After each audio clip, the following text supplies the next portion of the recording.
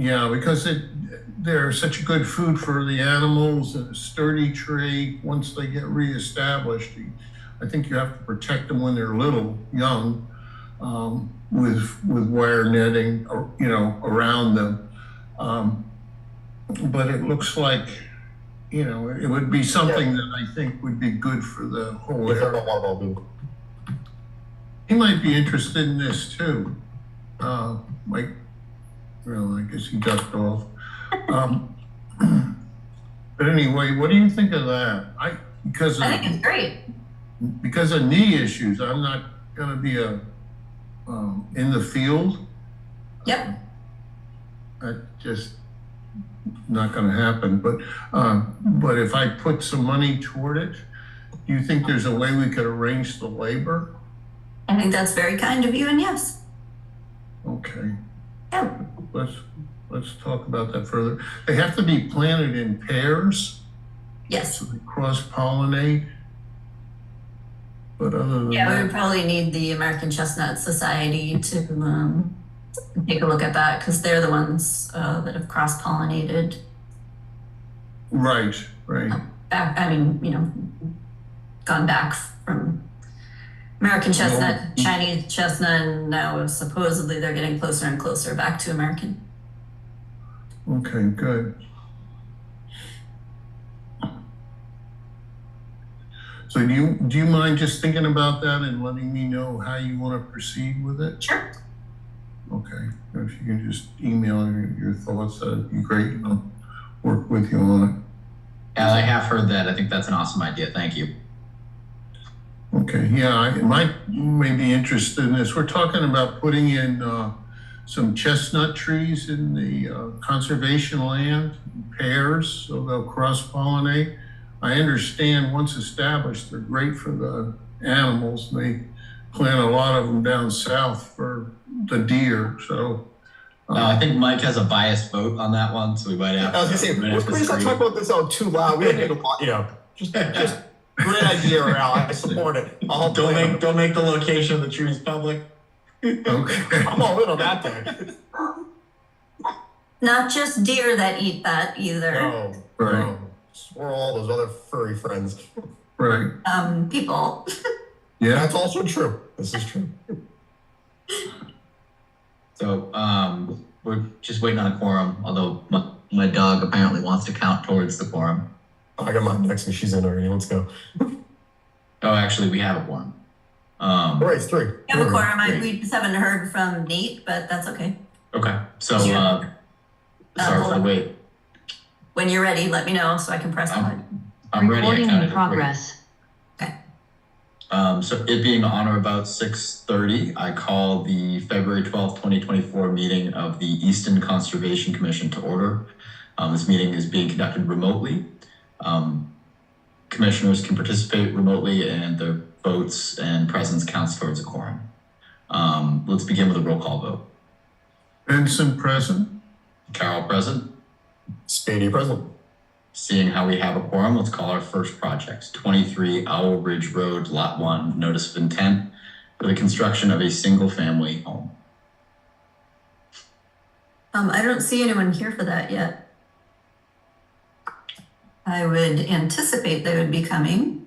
Yeah, and that would follow for correct the second order of business, which is 29 Owl Ridge.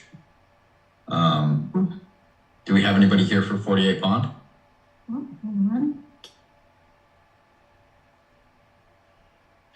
Stephanie, oh yeah, Eric Diaz is here. Hang on.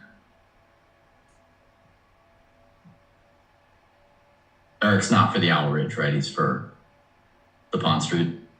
Pond Street, correct. Okay, so then we'll call both 23 Owl and 29 Owl Ridge after 48 Pond Street and see if the applicants show up. So we'll call 48 Pond Street, request for determination of applicability for demolition and new single-family construction.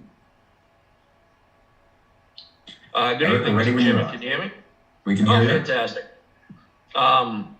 So I am in an undisclosed location tonight, super secret spy stuff. So Stephanie Hoban from my office is on, and she's going to share the plan. Okay. I don't I don't know if Robert and or Rachel Stetson have made it on. They may be in the audience. They are the applicant. They said they were a maybe. Stephanie's joining us now. Excellent.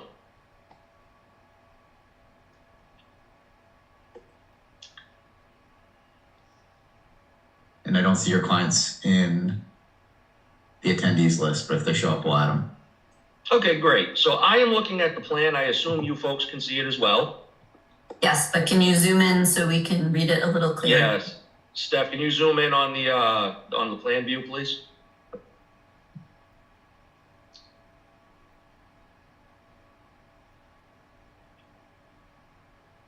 While she's doing that, let me just say, for the record, Eric Dias, registered professional engineer, Strong Point Engineering, here tonight representing Robert and Rachel Stetson at 48 Pond Street.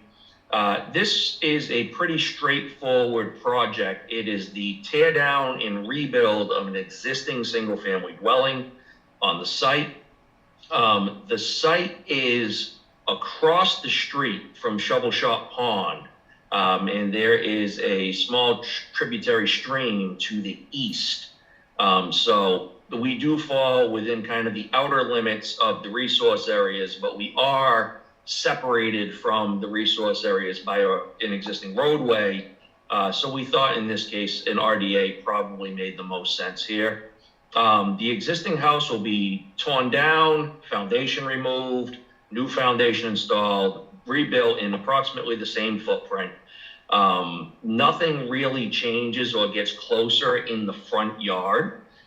In the rear yard, in the existing condition, is a shallow cesspool that, as you know, we obviously always try to eliminate because they don't do a great job of protecting groundwater. We are replacing that with a modernized system. I didn't want to say fully compliant because we do have some ZBA relief as far as setbacks to foundations and things like that. But it is a new tank, new pump chamber, new soil absorption field, everything, start to finish. So definitely a benefit there. We have also gone as far as adding erosion controls along the front property lines and the side property lines and the construction entrance. Just to help with sediment control. Excuse me, I shouldn't have called it erosion control. Jen, please don't get me. And, you know, we did also provide a temporary stockpiling detail. We did not designate a location for stockpiling on the site only because this is kind of a postage stamp. They're going to need the ability to do this in stages. If, for example, if we stockpile where the septic system is going to go, then we obviously are going to have to move that at some point. So we didn't want to lock them in anywhere in particular. Just wanted to give them some flexibility, but definitely give at least some minimum requirements on how to keep this under control. So really, that is it. Glad to expand any further, but I'll turn it over to you, Mr. Chair. Thank you, Eric. I think a lot of this makes sense. Jen, any staff comment? My only comment is that the plan does need a surveyor's stamp on it. Yeah, unless Yes, we can definitely take care of that and just submit a finalized plan to the office. Thank you. Sure. Questions from members of the commission on this? I'm too. Eric, I assume you and your client would like to close? Yes, sir, please. Any public comment on 48 Pond Street? Motion to close the public hearing on 48 Pond Street. Second. Carol motion, Benson second, roll call vote. Benson, aye. Carol, aye. Spady, aye. Motion to issue a request for determination of applicability, noting +5 under the Wetland Protection Act, as well as a -3 and a -2 under the bylaw. Did I get that all, Jen? You did, perfect. Second. Carol motion, Spady second, roll call vote. Benson, aye. Carol, aye. Spady, aye. Thank you. Thank you all very much. Appreciate it. Thank you.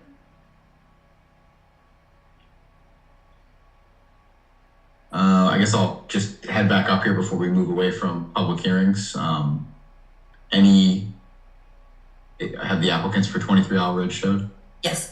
Okay, so I'll recall 23 Owl Ridge Road, Lot 1. Notice of intent for the construction of a single-family home.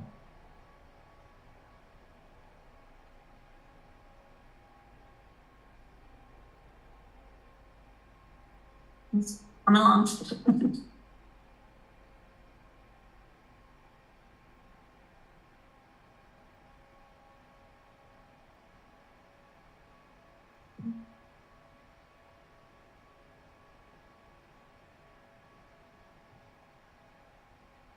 Garrett, we can see you. We cannot hear you. Garrett, we can't hear you. I don't know if you can hear us.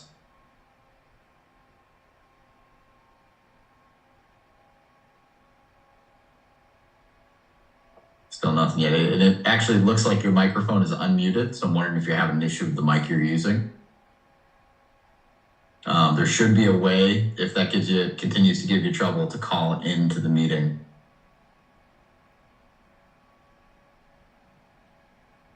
Nothing yet.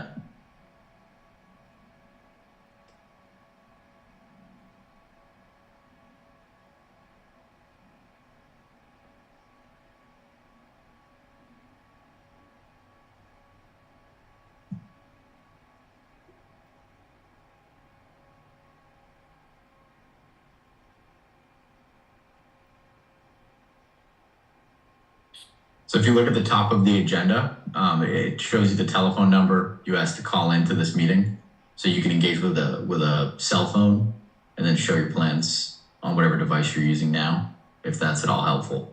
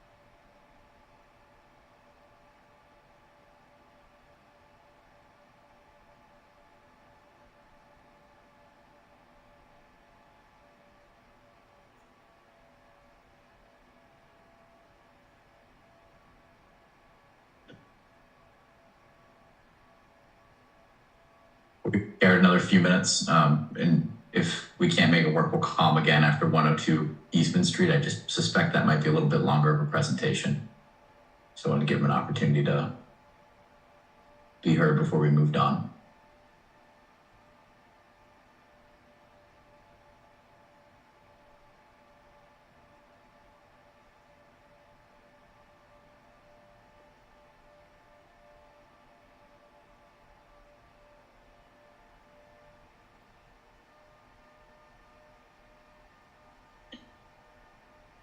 But Jennifer, I'm not the organizer. Do you have the ability to click on his name and ask turn off mic, turn on mic? I wonder if something like that would be helpful.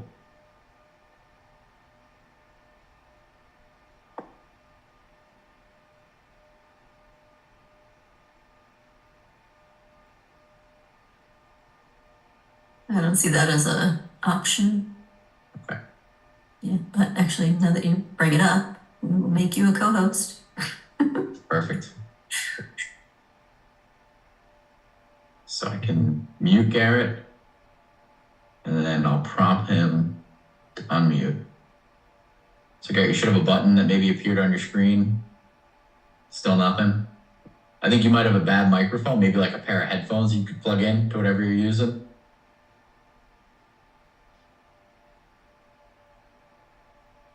It might be also an issue under permissions in your device. If you go to settings, click Zoom, and ask it and allow it to use your microphone.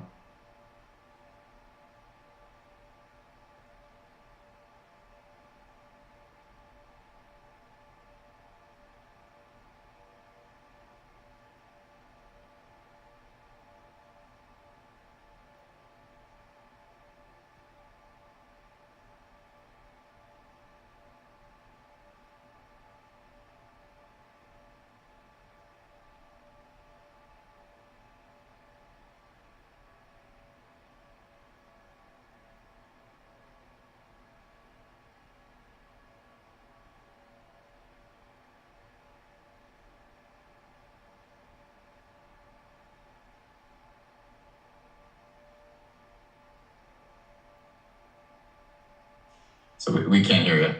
Garrett, hold on. Participant enabled closed captioning. Nothing. Garrett, I'm sorry to do this to you, but I'm gonna call you after 102 Easton Street, and maybe if you switch devices or something along there, or add a new microphone, something like that might help. I apologize for the hold up here. So I'll call the next order of business of the Conservation Commission under continued hearings and possible deliberations, 102 Eastman Street. Notice of intent for improvements to a liquefied natural gas storage facility, including construction/reconstruction of buildings.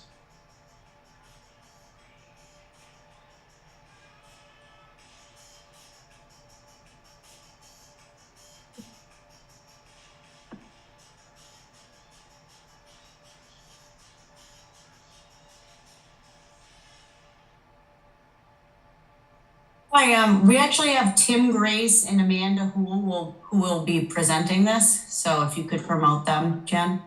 Yep. Thank you.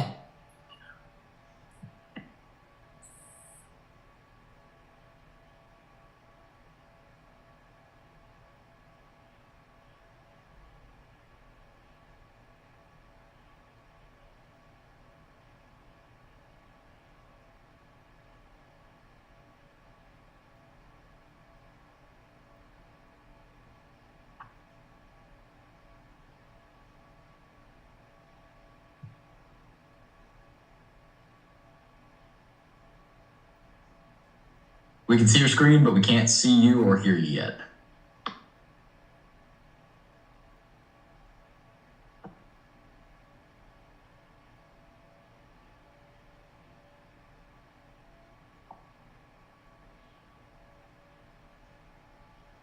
Tim, we can see you, but we can't hear you.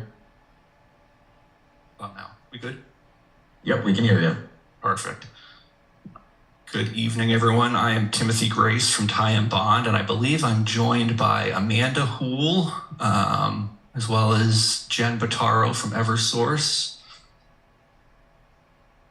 And Amanda's having a Zoom issue right now, so I'm just going to move ahead. So we're here to talk to you about 102 Eastman Street. We were back in front of the board quite a few months ago. This is basically life safety improvements to the existing LNG facility that's located at 102 Eastman Street.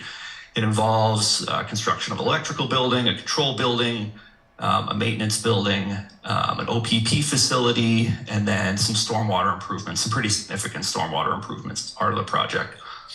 So this is the site as it exists right now. This street up here is Eastman Street, and it's essentially, like I said, an LNG facility. The current control building is a very small building here. There's only a couple outbuildings on the site right now. And then it's mostly a paved driveway area, and then obviously the tank and the tank impoundment.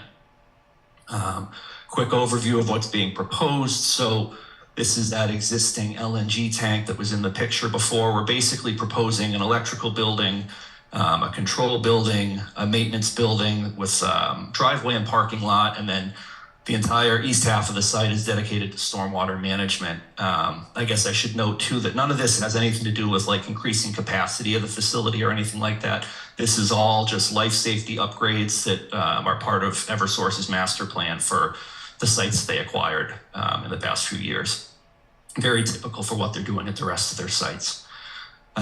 So the following resource areas were delineated in the vicinity of the facility. We're basically surrounded by 3 different wetlands that are labeled BV, or 2 different wetlands, BVW1 and BVW2, 1 inland bank, 2 bordering vegetated wetlands. There's 1 intermittent stream on the west side of the property that actually feeds BVW2. There is land subject to flooding.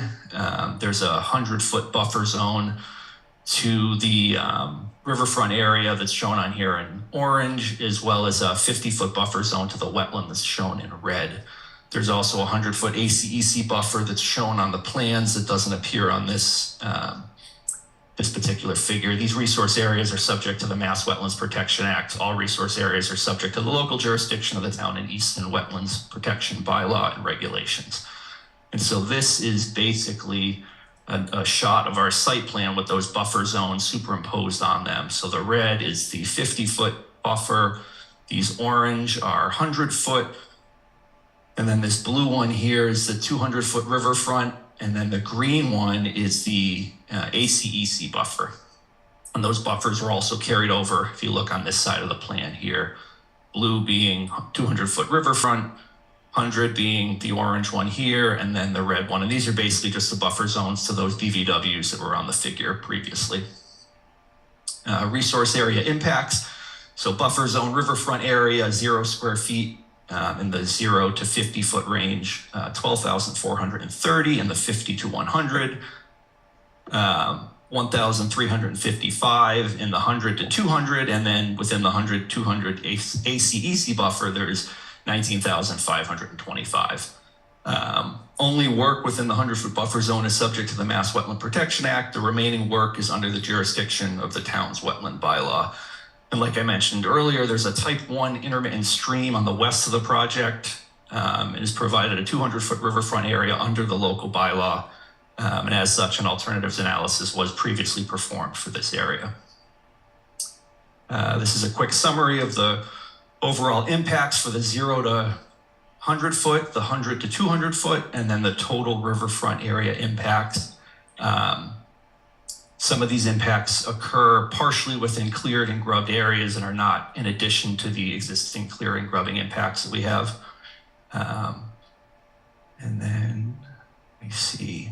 So stormwater management, that's what I'm going to talk about next.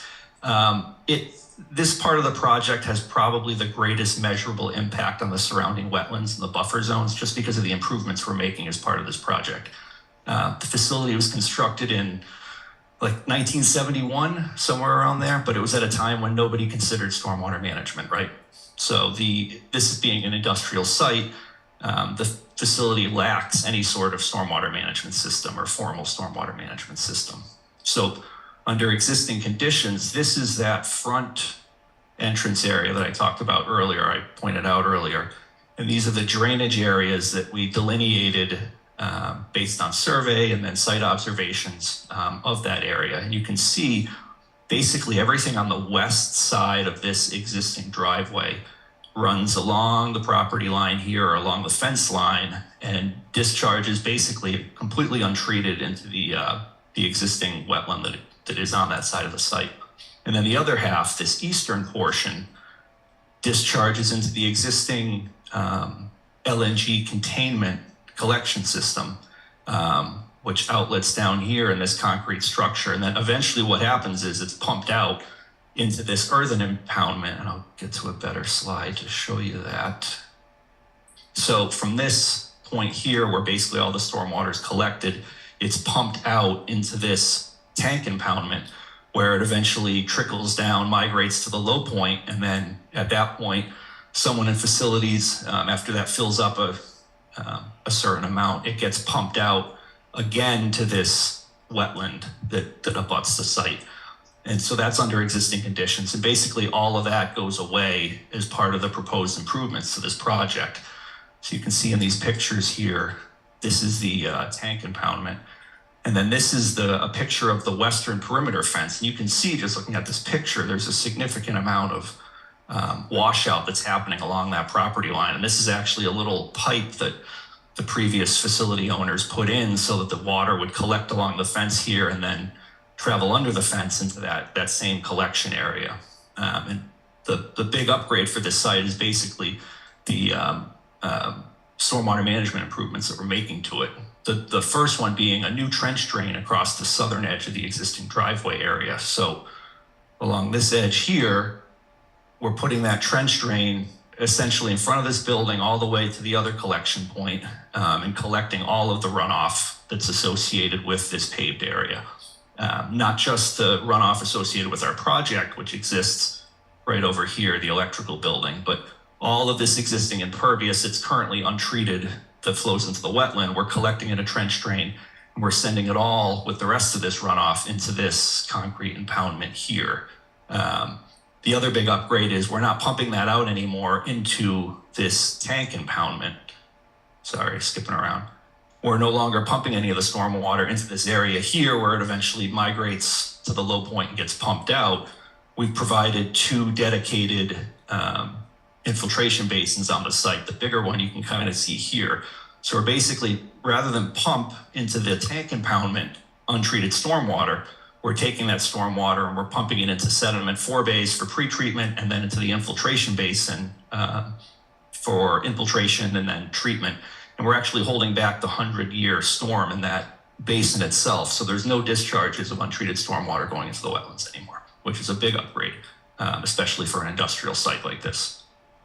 And so some numbers real quick, you can see the 2-year storm, cubic feet per second, 49% reduction for the 2-year, 45% reduction for the 10-year, and a 42% reduction for the 100-year. So that's significant reductions in discharges. Again, this is just that western half of the site where I was talking about that untreated stormwater. 49%, no longer being sent to that area under the 2-year storm. And so the proposed site work for the project will provide significant improvements to the quality and quantity of runoff from the project site. Like I mentioned, all direct discharges to the wetlands from the impervious areas are completely eliminated in accordance with section 200-1D2 of the Easton Stormwater Bylaw. The system achieves the 90% TSS and the 60% phosphorus removal that's required as per under that bylaw. And then the design fully meets the Massachusetts stormwater standards for new development. And in summary, so the proposed project modernizes the existing LNG facility, ensuring continued reliability of the natural gas to utilities in the Easton community. The design of the facility improvements maintain no disturb buffers and limit new alteration to areas to the least extent practicable. The proposed work will only occur within the buffered zone, wetland and ACEC and riverfront area, a portion of which is already developed as part of the existing facility. The stormwater management systems treat the facility runoff on the site while reducing the rate and increasing the quality of runoff into the adjacent buffers. And the stormwater design has been peer reviewed and all comments have been addressed. And there will be no direct impacts to the wetlands as a result of this project, and proposed work is not expected to impair habitat functions or water quality of the greater surrounding forested and wetland areas. And I think that, so that is it. Happy to answer any questions you folks have. I think the questions that we asked last time had a lot to do with the flow of water, and I think what happens if there's some type of a leak in the tank. And I think it was explained to us that that's not really how natural gas works, and it sort of evaporates upward. Would you mind, just because we're here and it's been a while, just explaining some of the fail safes in place in the event that there were to be a breach of some kind back there that wouldn't wind up in the infiltration system that you just so very well explained to us? So the biggest thing is the pumps that we're putting into that existing impoundment that I was just talking about. They actually have low-level sensors on them, so in the presence of LNG, the pumps won't activate, because if there is LNG mixed in with any of the storm water, it'll be, say, below 40 degrees or something like that, and the pumps physically won't turn on. That's one of the fail safes. The bigger, I guess, fail safe that Eversource has as a policy is nobody's allowed to just go out and flick a switch and start a pump. They have an internal policy where before those pumps are activated, whoever's operating the control room that day has to physically go out there, look into the impoundment, and make sure there's no LNG, and then they can start the pumps and start the cycle. You were just talking about earlier, as far as the temperature of the LNG, that's probably one of the biggest fail safes. Is that, if you breach a tank like this, I think it's kept at negative 273 degrees. So if that happens, as soon as it comes out, it would come out in the consistency of, say, a slushy. And then as soon as the air hits it, it starts to vaporize immediately. Now, regardless of that fact, they still have to provide containment as if that stuff stayed liquid and basically flowed. And so the thing that's, I believe, is regulated by the DPU, the Department of Public Utilities, that's where the size of this impoundment comes in. That's based off the capacity of the tank. And not only that, but there's a trench drain system. I don't know if I can show it to you better on a different picture. No, it's the same picture. But there's a trench drain system that exists in that fueling area that goes down and basically feeds this trench as well. So there's a number of ways that if something were to happen, it would get collected and mitigated. But I guess the biggest thing is that there's, at this facility anyway, there's always going to be human eyes on it before a pump is started. Okay. Jennifer, staff comment? And we had 3 peer review letters come from our peer reviewer, John Chesia. So Tim, do you want to just describe the last 2 items and how you made adjustments for that? Yeah, so the last 2, let me think. So the last 2 was about a valve. Yep, so the shutoff valve for the infiltration basin, which I could show you. So the basin here, oh no, I'm sorry. We're not sharing anymore. Oh. You'd have to start sharing screen again.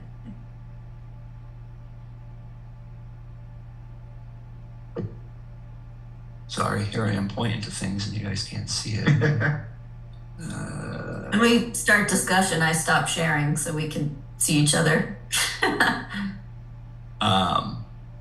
looking at a site photo. Looking at a site photo, perfect. So this infiltration basin here actually has an under drain in it.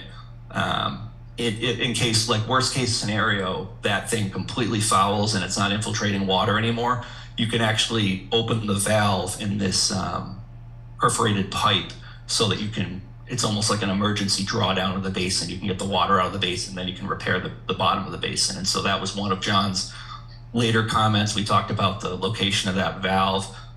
The other one was some outlet control measures that we put in, where we essentially put plunge pools into where these pipes come out, so that as the water gets discharged, it hits the plunge pool, the velocity is dissipated, and then it kind of fills up and overtops that plunge pool and trickles into the basin a lot gentler than if it were just coming out of a pipe. And so I believe those were the 2 big outstanding issues we had from the last round of peer review comments. But John's been great. We've gone back and forth a number of times with this system, and we've resized it a couple times. We've finessed it, and it's a huge upgrade for an industrial site like this. I've been doing this 14 years, and I've never worked on a site where we've been able to provide a reduction of that amount from any site. I mean, a commercial site would be impressive, but from an industrial site like this, to be able to hit those numbers is huge. That's great, thank you. And then I know we received revised plans today. You did, yes. Yeah, I'm just gonna make a note that the cover sheet says February 6th, but there are other plans that are dated later. So if you could put the revised plan date on that cover sheet. And on the cover sheet, yep. Yeah, I think we only revised. Yeah, we only put revision dates on the sheets themselves, but yes, I could absolutely get you a revised cover sheet. Thank you, because we don't want to type out each and every sheet and the plan date. Gotcha. We reference the plan set with the most recent date. That's much easier for all of us. Thank you. Okay, perfect. Comments from members of the commission? Questions? No, I'm good. That was great. Thank you. Okay. Any public comment for 102 Eastman Street?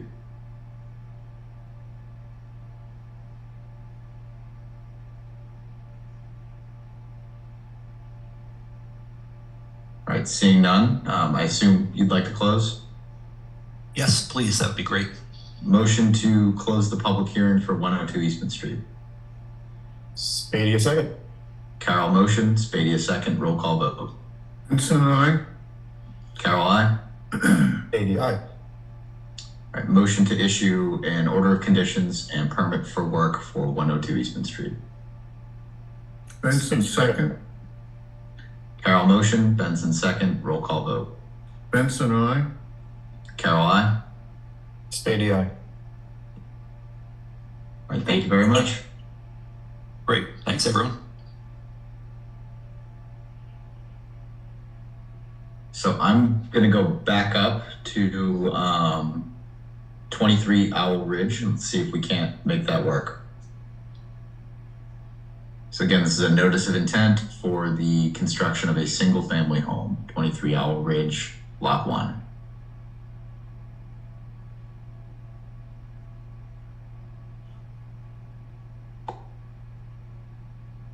Garrett, we can see you, but we can't hear you still. Nothing. Now, Yep, you're on. oh, good. Okay. Look at us. Sorry about that. I No apologize. worries. No worries. Basically, what we have before you are, as a notice of intent for 23 Owl Ridge. I'm Garrett Tunison from Tunison Environmental Consultants.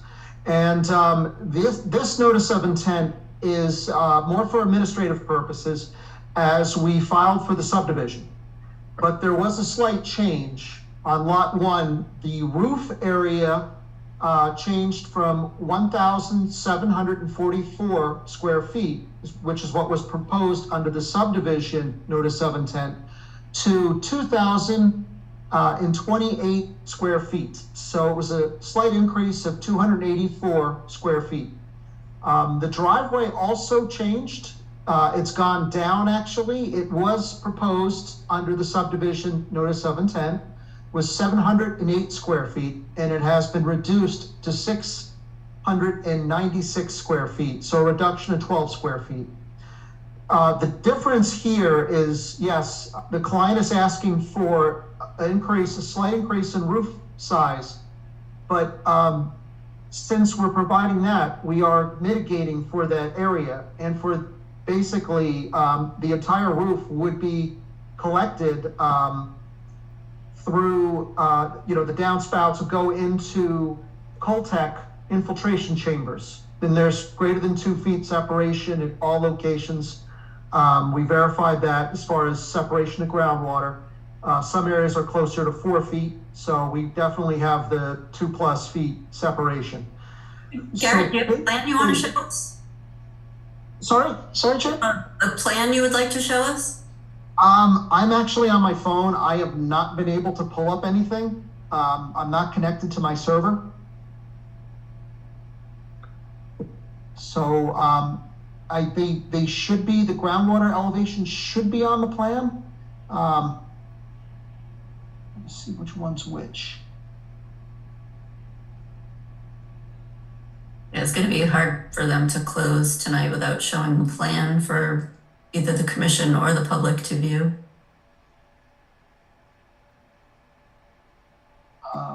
Do you have that, Jen? Can you screen share it?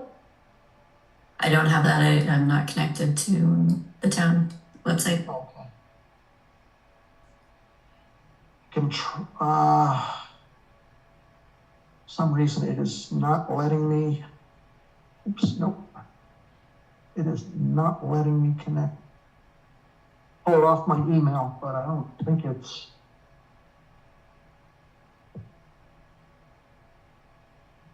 So I'm pulling that up right now.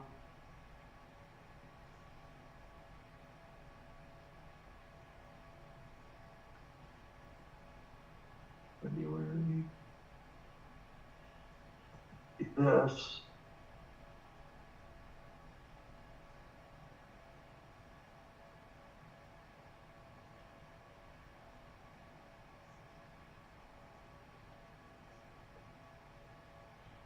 So I'm pulling it up right now. If I can see if I can. Take your time. everything's stripped. Let's see if I can show.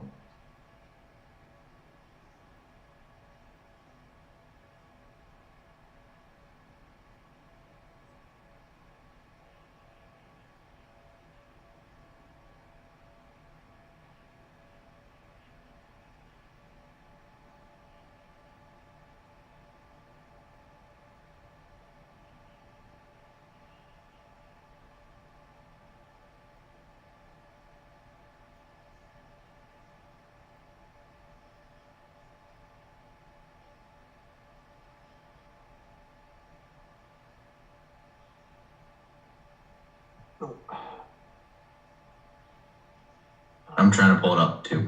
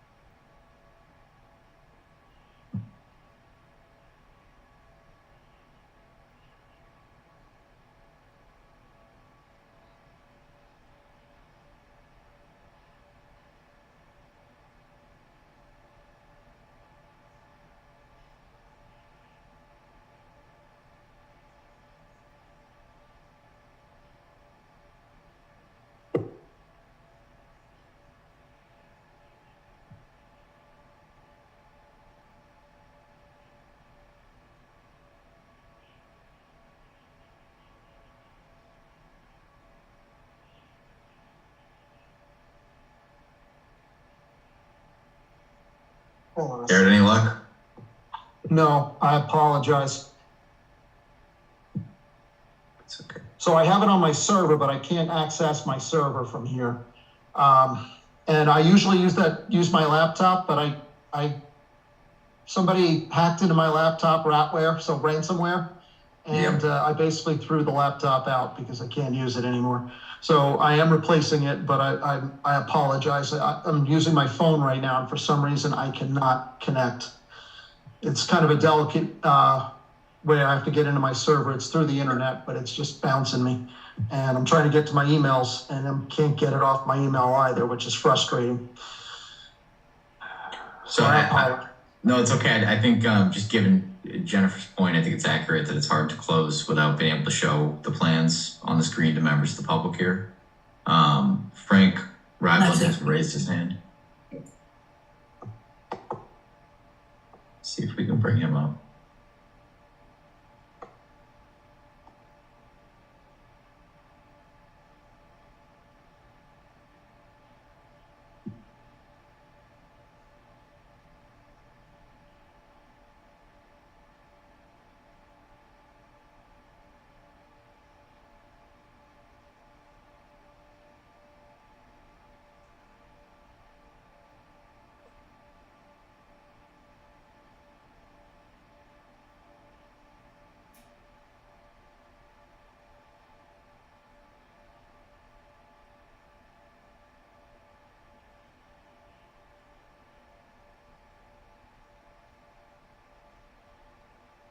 Who's sharing this? Yes, do you hear me now? We can hear you. Thanks. Yeah. Okay, I have the plan on my screen. I'm trying to see if I can get it up to share it with you. We can see something. You see something, but do you see the plan? I see a set of plans. It's in, I think it might be like a CAD file. Okay. It's not our typical PDF that we see. Okay, let me see if I gotta get the CAD file, or excuse me, the PDF in front of me. We're making progress here. We're gonna get this done. Thanks, Frank.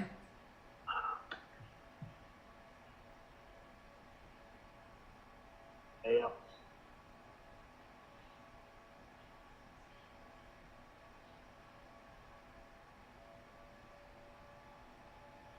This does not. No, that also says Boundary Street on it. Okay, then if it says Founder Street, that's not the right project. Sorry about that. Because the one that I'm looking at right now in front of Oh, my, there you go. Hold on. Here we are. all right. Got it. Thank you. Maybe just zoom in a little bit so it's easier to read. That's great. Thank you, Frank. Zoom in. If you can. Yeah. All right. Yeah, Jared can continue. Okay, so as you can see from the plan, actually I'm pulling up the wrong one on my system, so okay, I got the right one. With the house, the wastewater system leaching field is located to the upper left-hand side of the plan there on the lot. And then going across from left to right, you will see to the right, basically on the right side of the house, you will see infiltrate. That is the location of the Coltech chambers for the front side of the house. So if you look further to the south or down towards the lower right-hand corner of the house, you will see a separate unit that says, separate area, rectangle, it says infiltrate. Those are the other Coltech chambers. So we have those two for this dwelling. So basically, those are the areas where we would infiltrate the stormwater. The driveway is not included, but when we had the previous notice of intent for the subdivision, neither the driveway or the roof area were being infiltrated. So this is the improvement from the previous notice of intent. So we are now actually picking up the entire roof area through and infiltrating it. So that's the difference from the old notice of intent to the current one. So it's a little bit larger, yes, but we're mitigating, and we're not just mitigating for the 284 square feet. We're mitigating for the full 2,028 square feet for the roof area. So we're picking up a lot more impervious. Hold on. So the roof and the impervious surface for all of the houses is not included in the original stormwater management? That has In the original stormwater management, it was going down onto Owl Ridge Road and out into the, it was being cleansed, Jen. It was going through the, there was like a vortex or, storm scepter type unit that was, taking out a lot of the, settling the solids. And then they were hooded. There was a, I think oil water separator. And then it was being discharged into the large stormwater basin. Anything that wasn't being infiltrated, those were, large infiltration stormwater basins. So the overflow was going into the large vegetated, there's two of them, but they were from the road, it was going into the large vegetated stormwater basin in the northwest portion of the subdivision. So it wasn't going, anywhere other than being collected and infiltrated at those locations. So now we're taking this roof out and we're actually infiltrating it, not going through the whole stormwater system and into the basin. We're just infiltrating it right here. So we are disconnecting it from the subdivision stormwater management system. Okay, I thought you were saying that, included at all previously. Which yes. didn't make any sense. So you have an increase and you're now treating that as well? Yes, so we're actually taking more away than what we were proposing initially and infiltrating it here. Okay. That's the betterment. The numbers that you mentioned at the beginning of your presentation, they didn't quite match what you have in your notice of intent. Through those again? Yes, those were updated in the NOI update, and it was referenced to the waiver request. Okay. So it's in the waiver request where it states this. Thank you. You're welcome. Natural heritage. Yes. So basically, we did submit to Natural Heritage, and we sent you the, we put it up on the website as part of the notice of intent. We included the certified mailing for proof that we did mail it. I did also put the letter up there. I don't know if they're going to respond. The reason being is we went through the full project review and the, mitigation, the conservation and management plan, the CMP, with them. And then we actually, there were comments through MEPA, through the ENF and the SEIR. So I don't know if there's gonna be further comments. We did after that as well, we had to do turtle sweeps. So I went out and I did those and I updated again. Updated them. So they signed off on that so that we could start our construction. So I don't know if they're going to comment on these or not. In my letter, and I did put that online as well. I did upload it to Permanaz just so everyone could see what was in there. Garrett. Yeah, we have the answer. Okay. Okay, so I emailed them this morning, let them know there was a meeting tonight and you already had a CMP. So you have a no-take letter provided you follow the conditions of the CMP. So the commission has everything we need to close this public hearing. Perfect. Yes. Questions from commissioners? Seeing none, any questions from members of the public regarding 23 Owl Ridge Road, Lot 1? Seeing none again, Garrett, I assume you'd like to close. Yes, please. Motion to close public hearing on 23 Owl Ridge Road, Lot 1, notice of intent. Any second? Carol motions, Spadia second, roll call vote. Benson, aye. Carol, aye. Spady, aye. Motion to issue order of conditions and permit for work for 23 Owl Ridge Road, Lot 1, notice of intent. Second. Carol motion, Benson second, roll call vote. Benson, aye. Carol, aye. Spady, aye. Now, turning to our next one, Garrett, 29 Owl Ridge Road, Lot 2. Any chance we could put those plans up? Is Frank still there? Frank's still here. I'm still here. Let me see if I can pull those up. Thank you, Frank.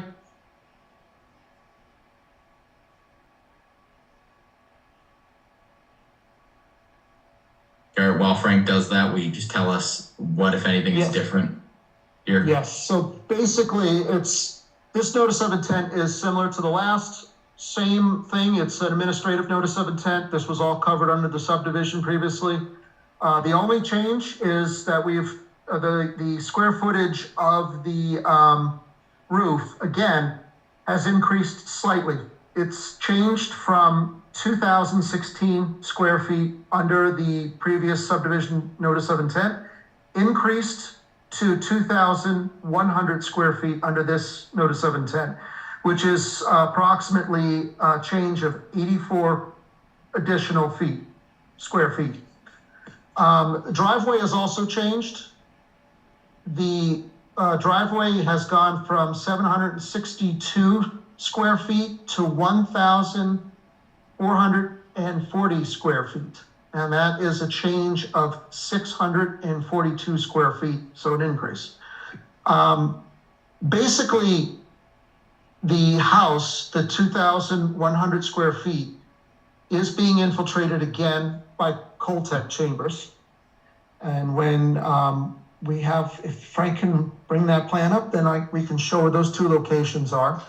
And then the driveway, there is a slight increase to the 642 square feet, but it's actually still a reduction in stormwater going into the site stormwater management system or subdivision stormwater management system, because previously we had the 2,016 square feet from the roof going into the site's stormwater system. Now we're infiltrating it. We increased it to 2,100 feet, but we're infiltrating it again using Coltech chambers. So we're infiltrating into the ground. So basically, it's only a slight increase, which was already mitigated for the 642 square feet of the driveway, because we had previously 2,016 square feet going to the stormwater basin, the site stormwater management system. So we're not increasing at all. It's still actually overall it's a reduction. So it's still a betterment.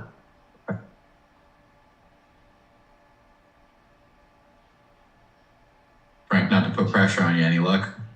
Yeah, I'm not having luck pulling this one up. I got it on my screen, but it doesn't seem to be showing up on yours.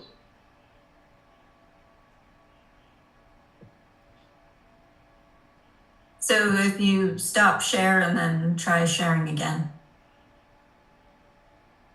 that might work.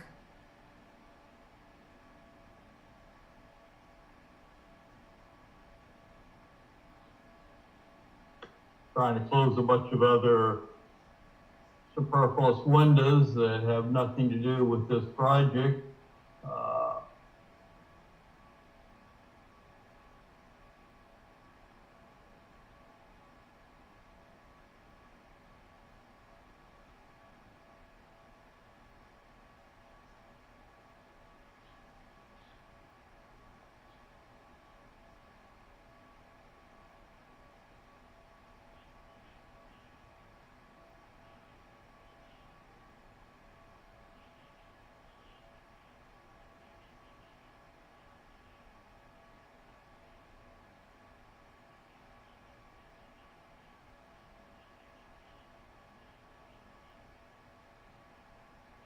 Sorry, I'm not seeming to be able to get this screen up for you right now.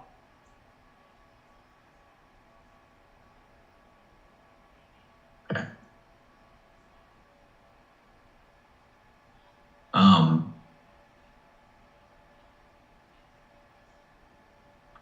I guess, is there any different staff comment on this one, Jennifer?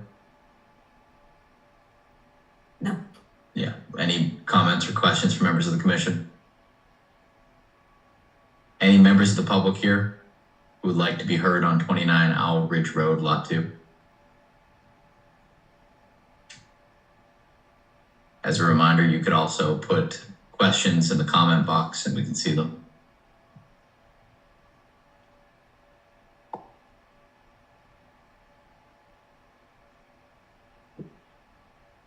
right, seeing none. Any strong objections from members of the commission here? I know I'd ideally like to show the plan. Looks like Oh, wait, we I think might have made some progress. Yeah, get it up there finally. Oh, that looks like it. No, just make sure you go Finally. resource areas too, please. Please. So- Eric, could you just identify the resource areas and the infiltration basins for us? Yes, so basically, if you look towards the rear of the house, you'll see Frank has created the yellow dashed line. That is the 100-foot wetland buffer. And if you look further to the right, on the opposite side of the house, you will see a blue dashed line. That is the 200-foot local riverfront area. Now, again, the area has been mitigated for when we filed the the subdivision notice of intent in regards to working in the riverfront, and we included all that mitigation for this work in that notice of intent. All the ecological restoration areas, wetland. We did a lot of the stormwater mitigation to make improvements, betterments. So basically, here for the additional 84 square feet of the roof and the 642 square feet of the driveway, you will see an infiltrator unit on the eastern side of the house. That's on the right-hand side in the front of the house. You'll see another rectangle that says infiltrate on it. So those are the Coltec infiltration units. And then in the back of the house, in the center, you will see infiltrate as well, another rectangle where it says infiltrate. Those are also the other set of Coltech infiltration chambers. So those are the two sets of the chambers. And that's what we use, of course, for mitigation, and that picks up the roof area. Okay. Having now seen the plans, any questions or comments from members of the commission? Having now seen the plans, any questions or comments from members of the public? Garrett, I assume you'd like to close on this one. Yes, please. Motion to close the public hearing on 29 Owl Ridge Road, Lot 2. Benson, second. Carol motion, Benson second, roll call vote. Benson, aye. Carol, aye. Beatty, aye. Motion to issue a permit for work and order of conditions for 29 Owl Ridge, Lot 2. Beatty, second. Carol motion, Spady second, roll call vote. Benson, aye. Carol, aye. Beatty, aye. Thank you. Thank you. Thank you very much. Everyone have a good evening. You too. Thanks. So turning back to continued hearings and possible deliberations, calling the next order of business, Washington Street, Mass DOT Highway Division application, notice of intent for road improvements on Washington Street from Dickerman Road to Elm Street.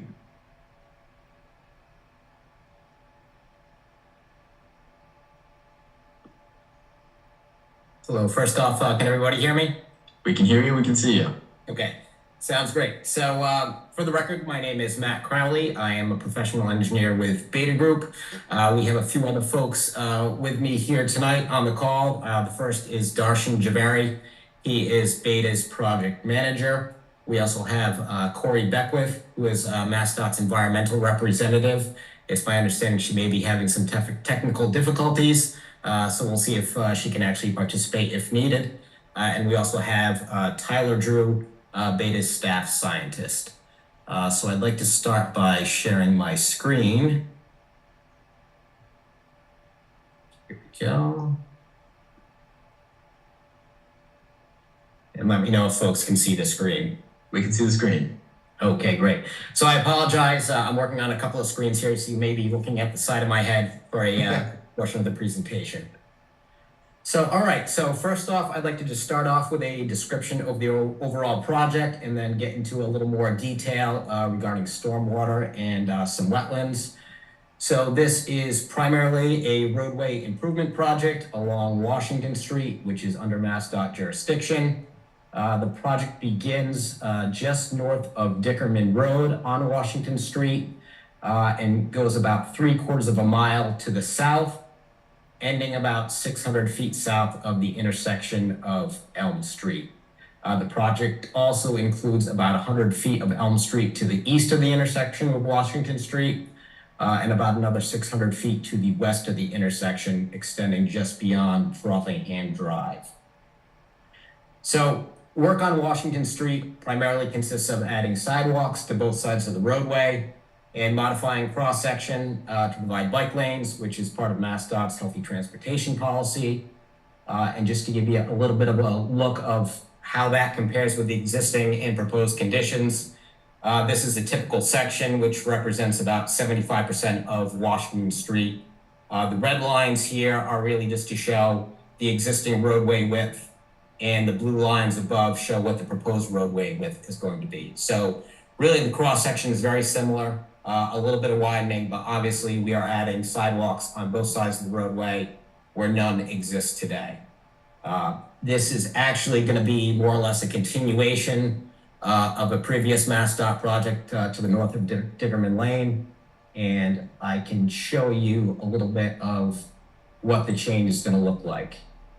So this is a photo just from Google Street View. If Dickerman Road were to our back, and we were looking towards the project area, this is the existing condition today. Obviously, you can see there's no sidewalks on the roadway. And if we were to spin 180 degrees and look in the opposite direction, this is the project that was completed previously. Dickerman Road would again be to our rear, but now we're looking to the north. See there's sidewalks on both sides of the roadway, and there's bike lanes out here. What will be a little bit different about this project from this picture here is it's actually going to be a little bit of a buffered bike lane. So you're going to have like a 2.5 foot buffer in between the traffic and the bike lane itself. And that is going to look more or less like this. This is sort of the typical layout with your bike lane, a 2.5 foot buffer, 11 foot travel lane, and essentially the same thing on the opposite side. Okay, so additional work along Washington Street also includes the intersection with Elm Street.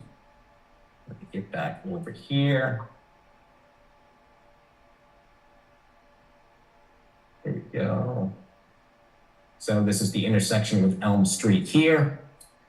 So currently this intersection is under stop control. Here is just an aerial photo just to give a bit better of a picture. As you can see, the east and westerly legs are not lined up with each other. It's a substandard intersection with a higher than normal crash rate. So what is proposed to be done here is to signalize the intersection as well as realign the western leg of Elm Street so it lines up with the eastern leg. And add some turning lanes for safety improvements. And I can show you what that'll look like in the final condition here. So as you can see, Elm Street now lines up. We have turning lanes on 3 of the 4 legs. And these blue lines just represent the existing curb line out there, just to give a little sense of how the intersection is being modified. Okay, so that is the general overview of the roadway work. Obviously, there'll be new signing and striping, ADA compliant ramps throughout the corridor, and some accessory utility improvements like upgrading some of the outdated fire hydrants out there. So next, I'd like to give a little overview of the stormwater on the project. So along the corridor, there is one low point, which is just to the south of Dolly's Way, and there's one high point, which is located about midpoint between Stillmore Drive and Elm Street. There are 4 discharge locations from the project, and I just kind of marked those with blue dots on the plan here. I will show the project plans in just a second to give a little more detail on those, but the first one is near the low point of the roadway, just south of Dolly's Way, excuse me. About 300 feet further south, there's another outfall on the west side of the project. Near the southerly project limits, the project terminates. However, the drainage system continues on. So that's our discharge location. And then there's a 4th location just beyond Frothingham Drive. So to give a little better picture of what's happening at each location. Again, this is Dolly's Way. This is the low point of the roadway. This carries, there's an existing outfall through a drainage easement today. It carries flow from both the project area and portions of the roadway to the north that are outside of the project. The pipe system is currently undersized. It's going to be upgraded to accommodate the 10-year design storm. We've provided a little match line here. This travels across a private parcel and eventually to an existing outfall to a wetland resource area. The current outfall is underwater, and what we're proposing to do is raise the outfall by about a foot to get it out of the water, and also pull it back to provide some scour protection, which does not exist today. On the next sheet, we have a very similar situation, except it's discharging to the west side of the roadway instead of the east side. Again, traveling across a private parcel through a drainage easement and discharging to a resource area. Again, pulling the outfall back and adding scour protection.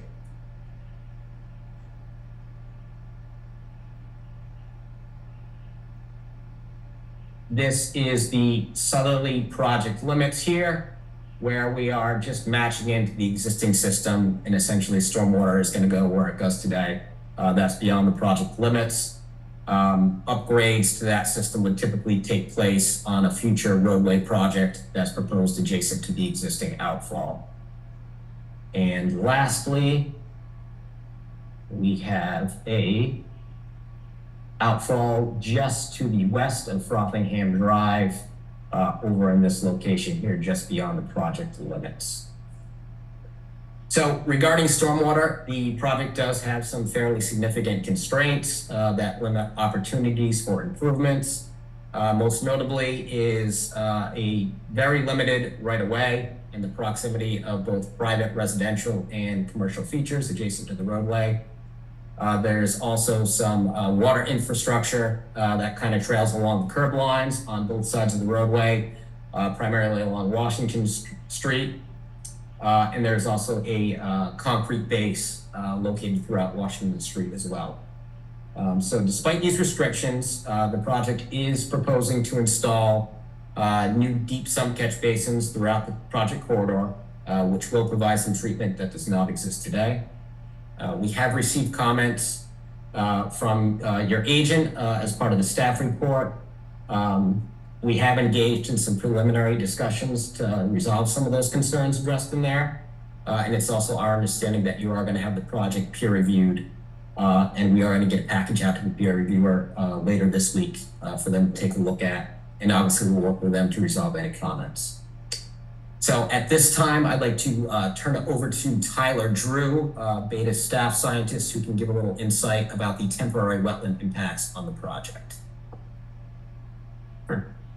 Hi everyone, Tyler Drew. I'm on the permitting department for this project.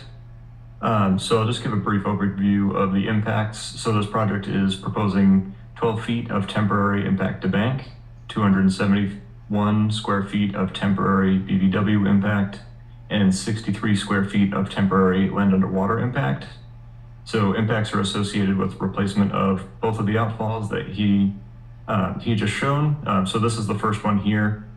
So impacts are going to be associated with removing the outfall from its current location, backing it up, installing riprap stone, and all impacts are proposed to be temporary, associated with dewatering, construction access, and removing the structures themselves. In this case, there is 60 square feet of land underwater impact. 90 square feet of BVW impact, and 10 feet of bank impact. Again, all temporary. And then they're proposing riprap stone to add some stormwater treatment before it discharges into the stream and the wetland there. And some stabilization of the slopes along that existing stream. So you can go to the next one. Thank you. So at this location, it's the same thing. They're proposing to remove the outfall and back it up to provide some additional room for treatment of stormwater. So in this area, it's 181 square feet of BVW impact. Again, all temporary. 3 square feet of land underwater impact and 2 feet of bank impact. So this is, they're proposing to remove the structure and then provide, is it 15 feet or so of space between the BVW boundary and the proposed outfall to install riprap stone to provide additional treatment. And I believe that's all. Yes, those are all the temporary impacts that we have. So thank you, Tyler.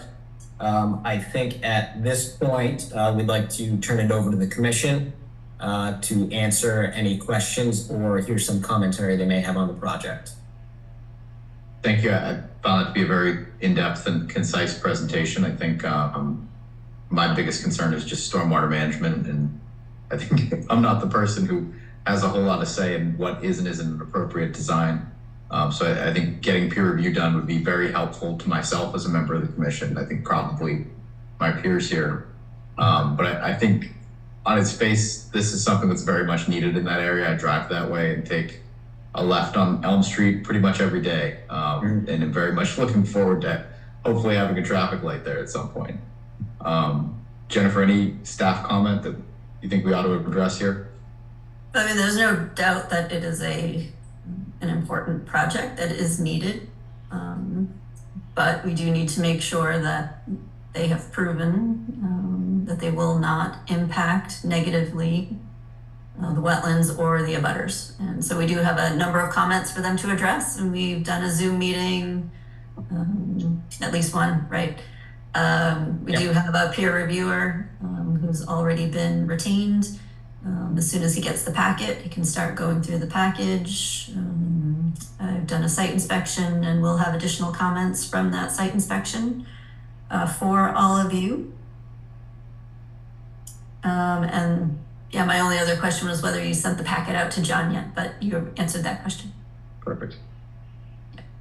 Maybe just say the two addresses where those outfalls are, because that does fall onto private property.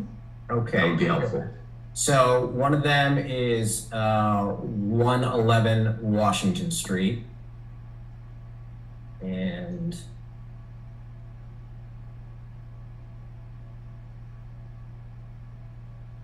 the other is 108 Washington Street. Okay, and the address for Elm Street.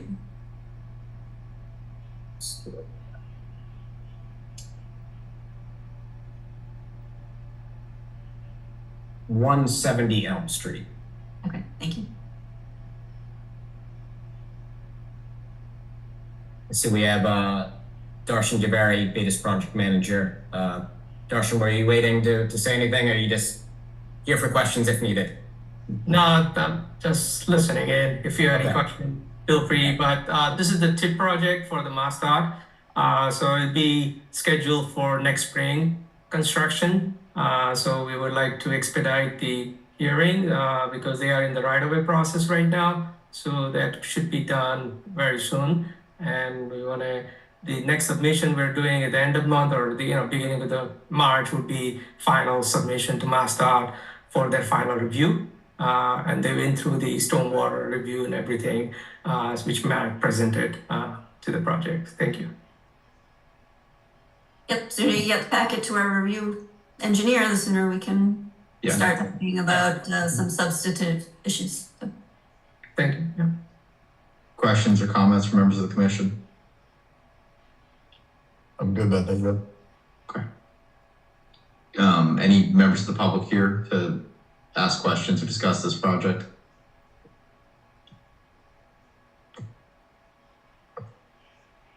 It's seeing none. Is going to continue this to the next meeting. Does that make sense? We're going to need a little more time for peer review. Probably need more time than that. Yeah. The next meeting is March 4th, but they don't, he doesn't have the packet yet. So. Yeah, that makes sense. So meeting following that would be 25th? Yes. Is that track? Any objection?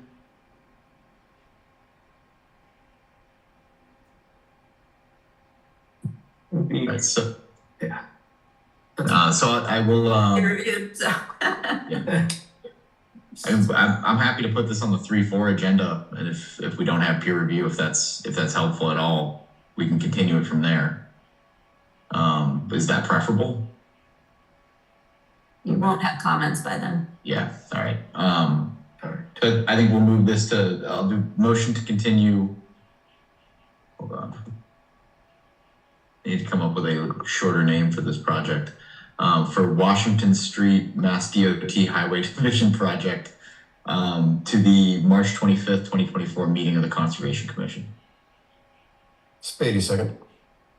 Carol motion, Spady a second, roll call vote. Vincent, aye. Carol, aye. Spady, aye. Thank you. Thank you. Everyone. Thank Aye. you.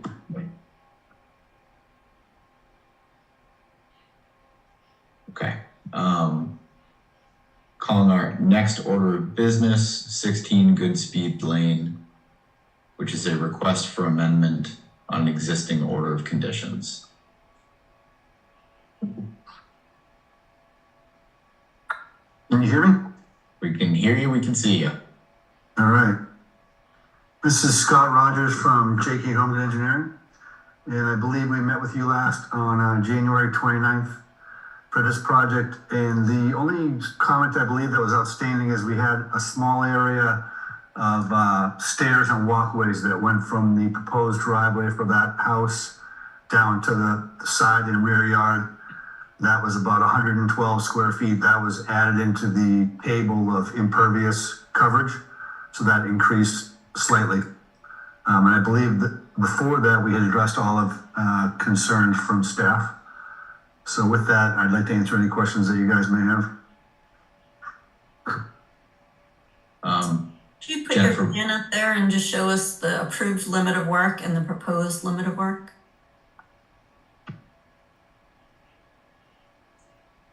See that or no? Not yet. Okay, hold on a sec.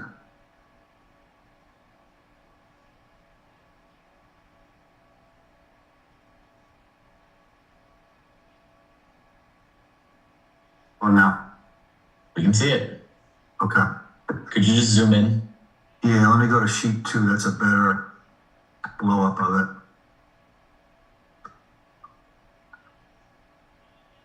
So the area I was talking about is just south of the garage. You can see where it says steps. Yep. That was the area of the most recent change. Okay.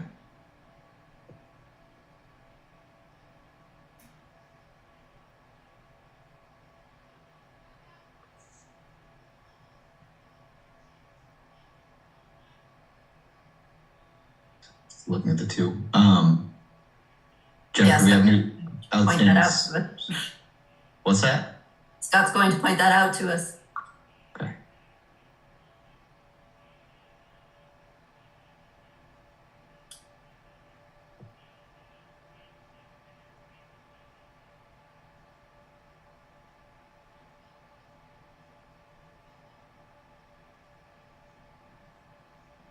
Anytime you're ready, Scott.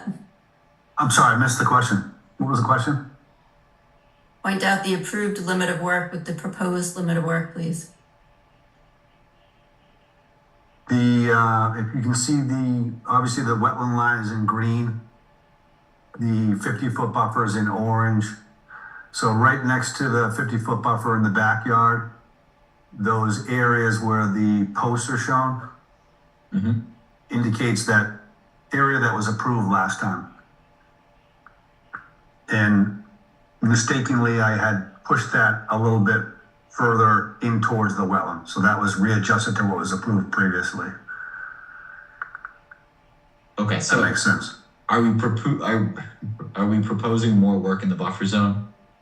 Or is No, this From the approved plan to this plan, yes, there's about a 5-foot by 60-foot area.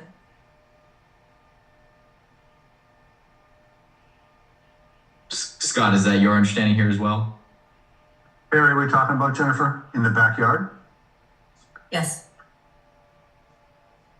So the plan that you guys saw back probably, well, the original plan I did in December, and then the one you saw back in January, well, January has been fixed, but the one back in December, like I said, I kind of pushed that limit of work towards the east, not realizing that I did that based on what was approved before. So I pushed it back towards the west to what was approved before. So there's no change to the limit of work in that backyard area.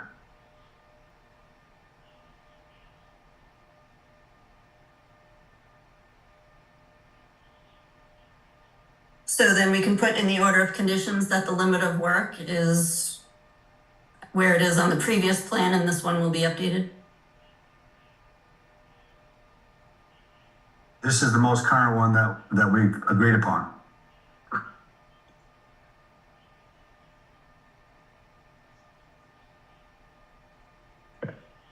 I'm not sure that's accurate, Scott, from So I guess I'm having a hard time understanding this. That makes two of us. Yeah, so are you saying that there's no change, is there any change in the buffer zone to the back? So I think we were looking at a set of plans that showed like a 5 by 60 foot change in the buffer zone to the back of this project. So back in December, when we worked on this project, there was an error by my part by pushing the limit of work closer to the wetland. Jennifer pointed that out in January, and this plan now shows the new limit of work that was approved by you guys back in 2022. Okay. And we went over the changes of this plan, what was approved before, as far as, the driveway is a little bit smaller than the old driveway. The house is a little bit bigger than the old house. We made improvements to the drainage system by adding that sediment forebay. But that was all discussed back in January. So from what I heard from the hearing last time and what Jennifer and I had discussed back in January, everything was taken care of short of the discussion about what those steps were about. Okay. So I will look at the plans that we received after the last meeting, after the discussion, and if there are any changes, they will be reflected in the order of conditions. Okay. All right, I think that makes sense. Any further comments from members of the commission on this? None for me. Any comments from the public regarding the proposed changes to 16 Goodspeed?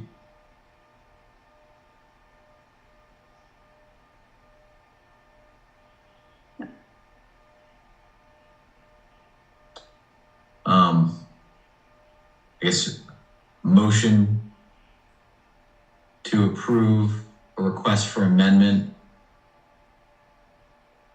to the. Oh, thank you, Jennifer. Scott, I assume you'd like to close. Absolutely. Thank you. Motion to close the public hearing on 16 Goodspeed Lane. Benson, second. Carol motion, Benson second, roll call vote. Benson, aye. Carol, aye. Spady, aye. Motion to approve the request for amendment for 16 Goodspeed Lane.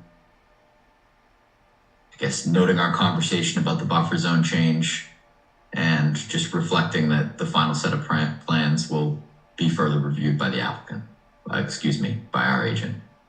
Thank you. Spady, second. Carol motion, Spady second, roll call vote. Benson, aye. Carol, aye. Spady, aye.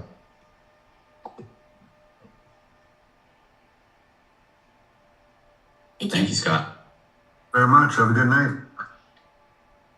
You too. You too. Next up is a request for extension. We'll begin with 9 Reardon Way, also known as 82R Lincoln Street, EB Development. Applicants Collins Civil Engineering, request for extension of an order of conditions to construct a single-family home. Correct. At the last meeting, we discussed the requirement for a surety. That surety has been posted. It is an appropriate amount, and the surety agreement has been received. So Very good. the wetland work has been done yet, so they definitely need at least 2 years for the monitoring report. So extension for 2 years appropriate. Okay. Motion to issue a 2-year extension on 9 Reardon Way. Benson, second. Carol motion, Benson second, roll call vote. Benson, aye. Carol, aye. Spady, aye. Next order of business, 38 Randall Street, Caitlin Roach. Request for extension of an order of conditions for a single-family home with additional tree clearing. Yeah, their permit's about to expire, and they do have work that they are still waiting to do, and then we're waiting for the conservation restriction to be approved from EEA, so it's appropriate to issue that extension. So is work pending our hearing back from EEA? Correct. Okay, and how long has that been pending? The permit was issued, I want to say toward the end of the year. Stephanie, do you have the exact date? I don't have it on. So you,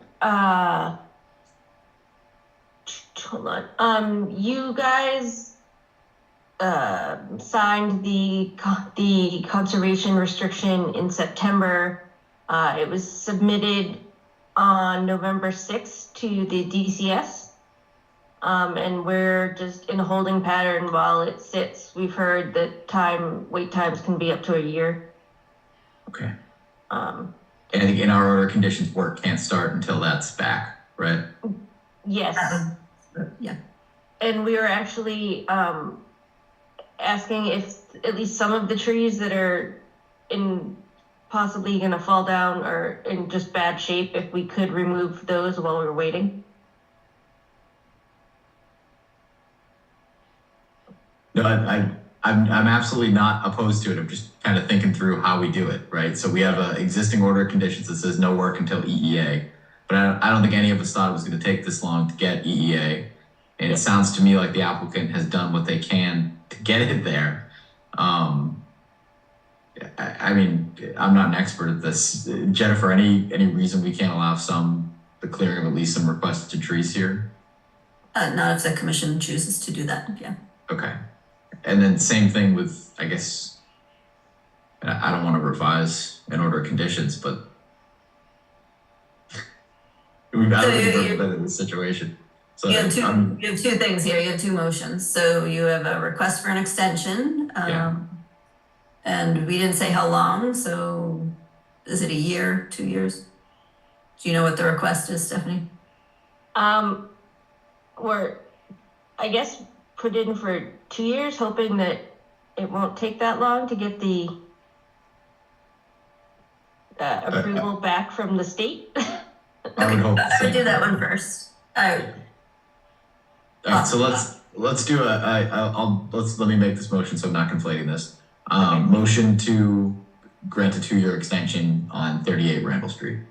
Yeah. Benson second. Carol motion, Benson second, roll call vote. Benson, aye. Carol, aye. Spady, aye. Okay. And now we have this other issue.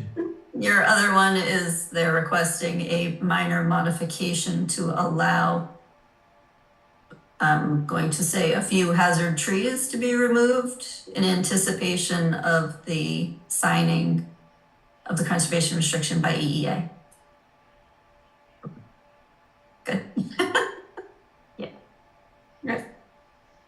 Okay. I guess what I would say is if we don't have some progress on this, come back. And we'll figure it out. Because I do think that the applicant has done kind of what they can do, and now we're sort of at the whim of the state. So I'll do motion to approve the requested minor modification to allow the cutting of some designated problem trees. Spady, a second. Carol motion, Spady a second, roll call vote. Benson, aye. Carol, aye. Spady, aye. Thank you. Thank you. So turning next to certificates of compliance, 15 Vineyard Place. That one's ready for a full certificate of compliance. Let's do it. Motion to issue a certificate of compliance for 15 Vineyard Place. Spady, second. Carol motion, Spady a second, roll call vote. Benson, aye. Carol, aye. Spady, aye.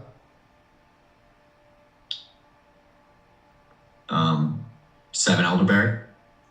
We're still holding out for some documents to be submitted to us. I understand that it's going to take a while to get the documentation that's required.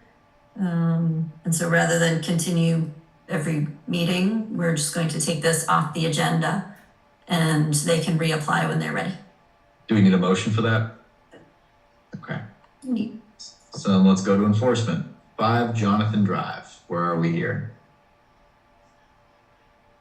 The homeowner is interested in continuing to try to do this work on his own. We've done 2 site inspections since I was notified that the work has been completed. It has not been completed yet. Is the homeowner present tonight? Is he here? No. Okay. Did you give him to the end of this month or end of last month? I believe we gave him to the end of this month to get it done. Correct. I just wasn't sure where I think there were some emails and a request that we potentially allow him to do the work himself. I wasn't sure if he would show up at the meeting and maybe discuss like means and methods of what that plan might look like. It appears to be beyond. Yeah. ability to do that. I think at this point we've tried that. Yeah, I think we need to see evidence that a professional has been retained to do the work. Yeah, I mean, I think it's highly suggested at this point. It should definitely go that route. I think I went to the site and I think the result of what has been done is a little further past, say, a personal homeowner's expertise. I think there's a lot more there than you'd have the ability to do at this point, I believe.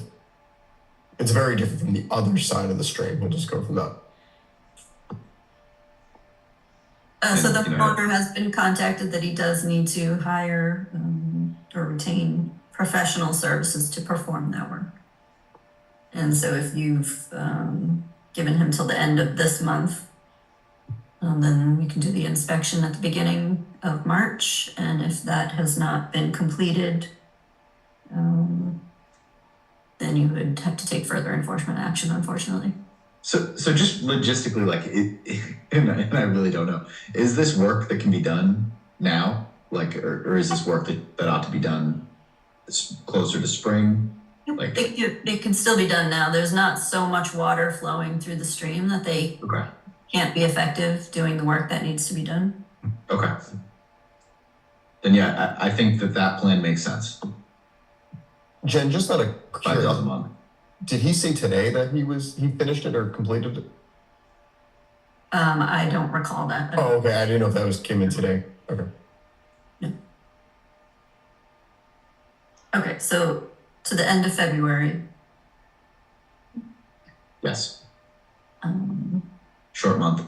I thought it was January, but but you're giving till February. That's fine. It's actually a longer month because we have leap year.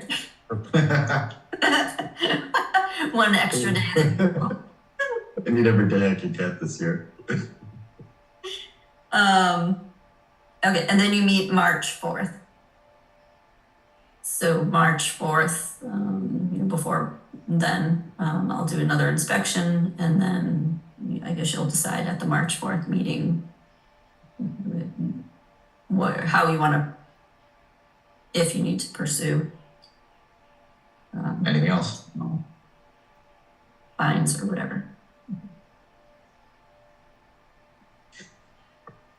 I think that is the path forward there.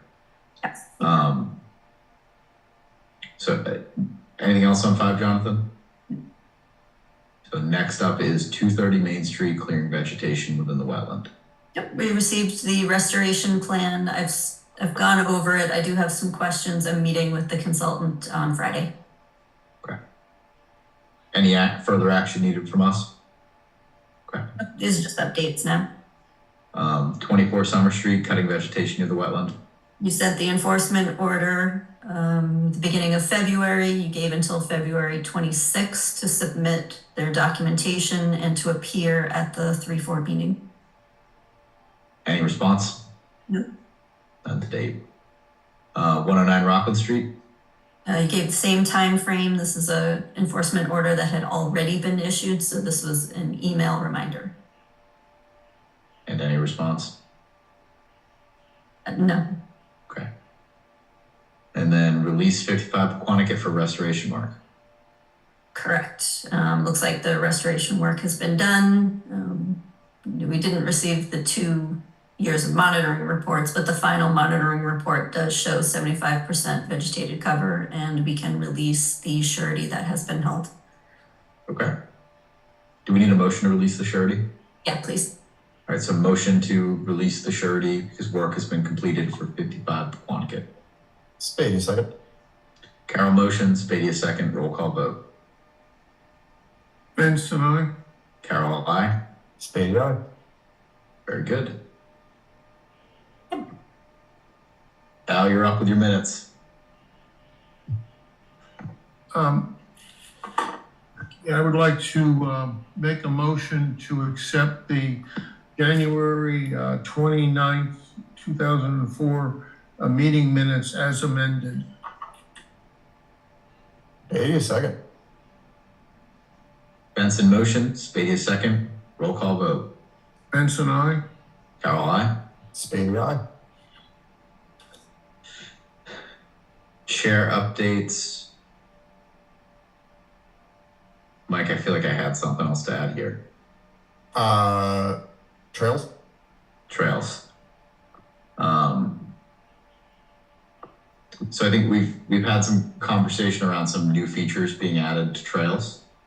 So we ought to talk about that, and then I think we also ought to talk about I think potentially like an initiative to better mark the trails of some of our existing properties and what the best way to do that might be. So first and foremost, I think is some additional mountain biking features have been added to some of our hiking trails. And I think, although I understand the eagerness to add stuff and to use those trails, and I appreciate it, I just think we need an update when things are planned, and we need some approval to make additions and or changes to any of the trails on conservation property. So I would just ask that sort of be made known. Yes. And I think that sort of dovetails into, like, Mike and I were having a conversation about a lot of our trails and properties are just a little confusing, and the trail markers have sort of faded over time. And I think it would be a really nice initiative that I think Mike has, I'm putting him on the spot, but it's sort of volunteered to lead, where maybe we add some new markers to make the trails a little bit more accessible to folks. I think particularly at like Clifford Grant and at Flyway, it's just a little easy to get lost with sort of outshoots that have happened over the years historically from hunters and other people using it to get to a location they want to access. So it can be confusing to tell where the main trail actually leads versus where someone has just sort of added a pathway that again goes to what we do or don't know about happening on our conservation properties. So I think and Jennifer, I don't know if you have a strong opinion as to what the best way to mark trails would be. I know like at Clifford Grant, it's really been essentially colored spray paint on trees. Right. I don't know if there's a better way to do that. No, that's pretty standard. It's pretty typical to use different colored paints and then a standardized system of what symbols are being used. Okay. Yeah. So, I'm sorry. No, you're good. So, Mike, maybe you and I and Jennifer, or you and Jennifer, however we shake it out, could meet and just come up with a plan as to how to do it. Because I think there's also we have formal trail maps for these places that I'm not sure always line up with exactly what the trails are. I think you probably use them about as much as anyone else in town, so you're probably the best person to designate the colored loops. Yes, that'd be good. Yeah, but like Clifford Grant, I'm not sure that it even matches up. Like the colors match up with the trail map at the head of the parking lot. Every trail is red. Yeah. You get an intersection and all four intersections have a red trail. Unless you're the way back right, and it's like all sorts of colors. It's like a disco. Is there any way to delete the colors that are already on the trees? I got an actual. Just kidding. We'll do a little white out. But I think like a little thought into that, it could make them a little bit more user friendly for people and less intimidating. Even safer for a fire too, just to rescue people. These have to get a better indication of where somebody is in a timely event. It's huge. That's a really good point. Been through a few rescues in the woods before, and you make it faster, be better. So. Especially too, if we can mark, just to throw it out there, mark like ATV use trails if we had to get a stretcher in quickly. That'd be good to have right away, so we can say, okay, this is a fast trail for quick exit and entrance. I'm in. Cool. I think we're on to environmental planner updates. Okay, we had gotten an estimate for a pellet stove for the workshop for our tenant. The tenant called and said, that seems like a bit too much money. And so we're going to continue looking at other options for him. And, it's his suggestion to just hang on to it and invest it in the house if and when we're able to do that. So we can take that off the agenda for now. The parking lot plan, I know they are getting closer to filing the wetland permit application for it. So we should have that pretty soon, I think. Good. And the notice went in the town crier that people should not be trying to open doors and gates and trailers and things like that. So the driveway is now blocked with a chain across it. And I understand from the tenant that people have stopped trying to open doors and barns and gates where animals are. That's productive. Great, definitely helps. Yeah, yep. DEP reg changes, the comment period has changed. It's not March 1st anymore, it's now April 30th, so that's good. There's a lot to review and I'm not even halfway through it. And then I don't have anything else for that, but item that we were not anticipating is 560 Foundry. This would be their minor modification number 4. And that is to change some of the house shapes and sizes have changed. They may have gotten bigger, but then the driveways have gotten smaller, and vice versa. So they have provided a table and the letter that should have been in your binder, asking for it to be a minor change. The overall all house lots and all impervious cover is actually minus 384 square feet. So it is a reduction. We did receive revised plans so we can keep track of it. And I think you're okay to issue that as a minor modification letter. I'm okay with reduction. So it's motion to issue minor modification, 560 Foundry Street as requested. Benson second. Carol motion, Benson second, roll call vote. Benson, aye. Carol, aye. Spady, aye. That's it. All right. Yep. Motion to adjourn. Second. Carol motion, Spadia second, roll call vote. Benson, aye. Carol, aye. Spady, aye. Thank you, everyone. Okay, guys. Thanks, everyone. And Mike, I found it. Oh, did you? Yes. All right. Right on. Good stuff. Good night. Hi, guys. Thank